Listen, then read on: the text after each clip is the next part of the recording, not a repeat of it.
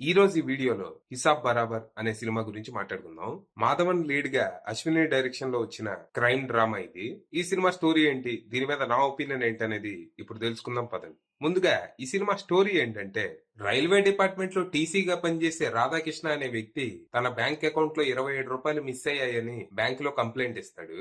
తనతో పాటు తనకి తెలిసిన వాళ్ళ అకౌంట్ల నుంచి కూడా 10-20 అలా మిస్ అవుతున్నాయని గోల్ చేస్తాడు. దాంతో బ్యాంక్ వాళ్ళు మనోడి 27 రూపాయలు రిటర్న్ ఇచ్చి దాంతో పాటు 25,000 రూపాయలు విలువ చేసే టీవీ కూడా ఇస్తారు. మా వల్ల జరిగిన ఈ అసౌకర్యానికి చింతిస్తూ మీకు ఈ గిఫ్ట్ ఇస్తున్నాం అంటారు. దాంతో మనోడికి డౌట్ వస్తుంది.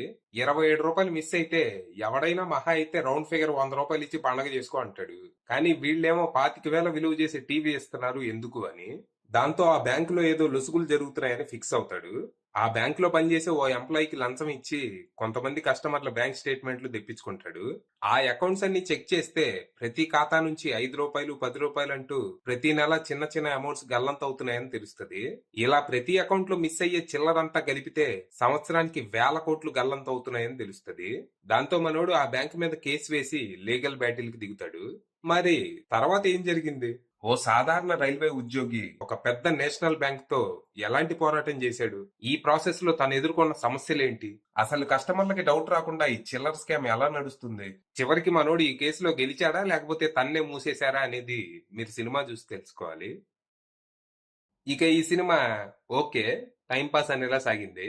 అంటే కాన్సెప్ట్ బానే ఉంది గానీ స్క్రీన్ ప్లే అంత బలంగా లేదు. ఈ సినిమా బ్యాంకింగ్ వ్యవస్థలో ఉండే లొసుగుల్ని వాడుకొని చేసే ఒక పెద్ద చిల్లర స్కామ్ గురించి. అంటే ఇప్పుడు నా అకౌంట్ లో 1000 రూపాయలు ఉన్నాయనుకో, దాంట్లో రూపాయి మిస్ అయితే నేను దాని గురించి ఆలోచిస్తానా? అలాగే అకౌంట్ లో 10,000 ఉన్నాడు రూపాయి మిస్ అయితే బాధపడతాడా? 1,00,000 రూపాయలు ఖాతాలో ఉన్నాడు దాంట్లోంచి 10 రూపాయలు మిస్ అయితే కంప్లైంట్లు ఇచ్చి న్యాయ పోరాటాలకి దిగుతాడా? లేదు కదా.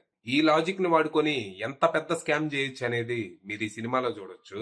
ఒకడు మనకు రూపాయి ఊరకనే ఇచ్చి సేల్, ఆఫర్, వంకాయ అంటే మనం ఈజీగా నమ్మేస్తాం. కానీ ఆఫర్ వెనుకుంటే లోఫర్ విషయాలు మనకి తెలియదుగా. సో ఎవడైనా ఏదైనా మనకి ఊరికే ఇస్తే ఎందుకు ఇచ్చాడని ఆలోచించాలి. మన బ్యాంక్ అకౌంట్ లో నుంచి రూపాయి మిస్ అయినా ప్రశ్నించాలి అని చెప్పడమే ఈ సినిమా. ఇవన్నీ జరిగే విషయాలు కదని నాకు తెలుసు. 10 రూపాయల కోసం ఎవడూ పోరాటాలు చేయడు. సో కనీసం ఈ సినిమా చూసైనా ఎస్, ఒక సామాన్యుడు సిస్టమ్ తో పోరాడి గెలిచాడు అని ఆనందపడండి.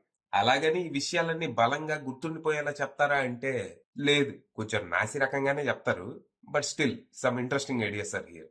ప్రస్తుతానికి ఈ సినిమా జీ5 లో స్ట్రీమ్ అవుతుంది, తెలుగులో కూడా అవైలబుల్ ఉంది. ఇంట్రెస్ట్ ఉన్న వాళ్ళు అక్కడికి వెళ్ళిపోవచ్చు. అది విషయం.